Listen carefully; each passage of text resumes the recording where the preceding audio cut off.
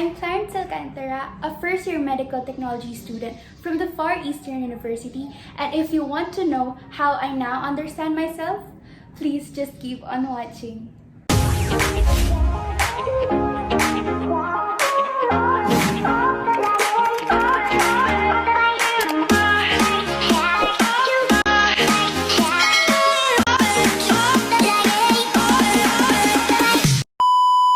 Back then, I had no idea on how to understand myself. This may be the reason why from time to time, I keep on asking myself, why am I like this? Whenever I see beautiful and skinny girls in public or may it be on Facebook, I can't help but ask myself, why can't I be like them? Why can't I be pretty and skinny like them? Why can't I have that clear skin that they have? These questions may seem like such foolish questions, but these questions stress me out whenever I think of them. I have a lot of insecurities. Really, a lot. I mean, who doesn't have? We all have our own insecurities, and I think it's normal as we want different things that we don't have. But what do we do with those insecurities? Some will work on their bodies to fulfill those insecurities. They will work out to achieve the body goals that they've been wanting. They'll buy expensive skincare products to achieve that clear skin that they've been wanting. And some will undergo plastic surgeries because they want the easiest way possible, though they have to spend thousands of pesos. Well, in my case, I have also done all of those just to overcome my insecurities. Except undergoing plastic surgery, of course. But then I thought of this. Why am I trying so hard to be like the others when I can stand out being my own? I may not have that body goals and clear skin, but I could have other things and aspects that those girls do not have. Here's what I now know about myself. First, the way I think, feel, and behave now is a result of my past and or how I was raised. I can relate this to what Julian Baggini have said, that one's characteristics are simply influenced by certain things such as his or her experiences, desires, memories, and intentions. Back then, I have always been that one chubby kid at school. I had a lot of friends though, but my friends would sometimes tease me about my body. Though I knew that they were just joking, I still can't help but feel hurt of their words. Aside from that, my guy friends would also call me boyish because I was not really taking care of myself that time for a reason that I did not care of what others would think of me. According to Albert Bandura, there could be a lot of sub-factors which may affect oneself and his or her surroundings. In this case, my behavior was the reason of my guy friends' response towards me. They called me boyish and told me that they liked me because I could mingle well with them, unlike the other girls.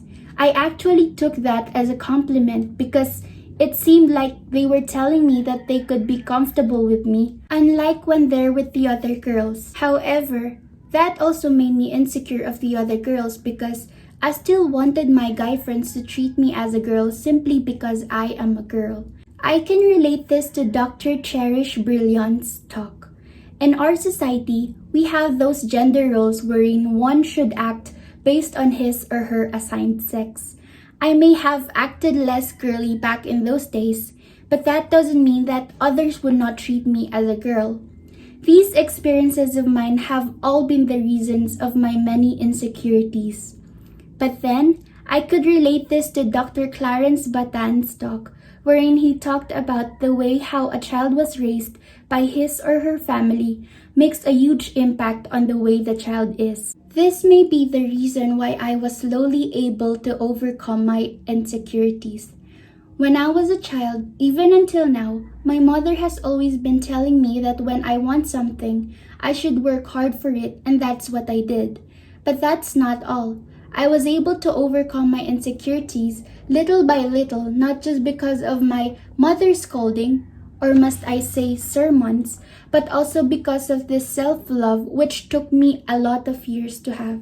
Second, having a positive mental attitude is my main reason of keeping up in life. To continue to live has been such a difficult task for all of us. most especially in this time of pandemic. I know it may sound impossible for me to feel that, given that I am still young and that my experiences and problems are not that much compared to those of the adult ones. I may be young, but I still experience situations and problems that a young one with a weak mindset could never surpass. Having a positive mental attitude will make a person have a positive outlook in life. According to Stibich, having a positive mindset has a lot of benefits, which includes making a person live longer. As for me, fortunately, I grew up having a positive mental attitude. My positive mental attitude may have developed whenever I overcome such difficult phases of my life, as well as with the people whom I chose to influence me. Based on Erickson, there are a lot of factors which may contribute to one's self-development.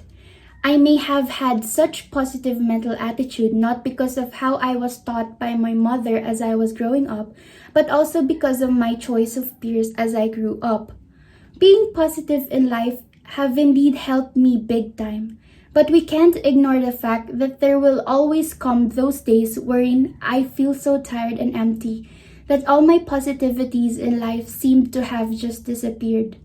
But what I do whenever these days come is to let myself rest, to enable my mind to think as well as to do some self-care activities, which includes having a breath of fresh air, doing the things I love, eating, and such. Actually, if this pandemic did not happen, I would have been traveling with my friends by now.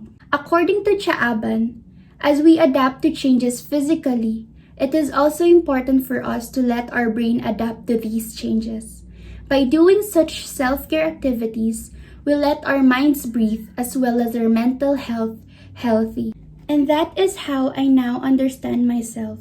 What I have learned is that we all have our own unique selves and aspects. So whenever you feel insecure about something, motivate and tell yourself that you may not have what the others have, but you surely have something that others may be insecure of, and that what makes you stand out.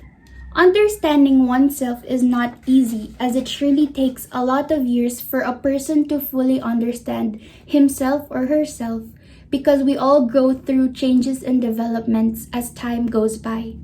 But what's important now is I was able to somehow understand myself, as well as where my actions and behaviors came from. With this, I can't help but be grateful of my family because almost my entire self and aspects were influenced by them. And of course, I am grateful of this course because it served as a way for me to understand myself, which I have wanted ever since. That's all. Thank you so much.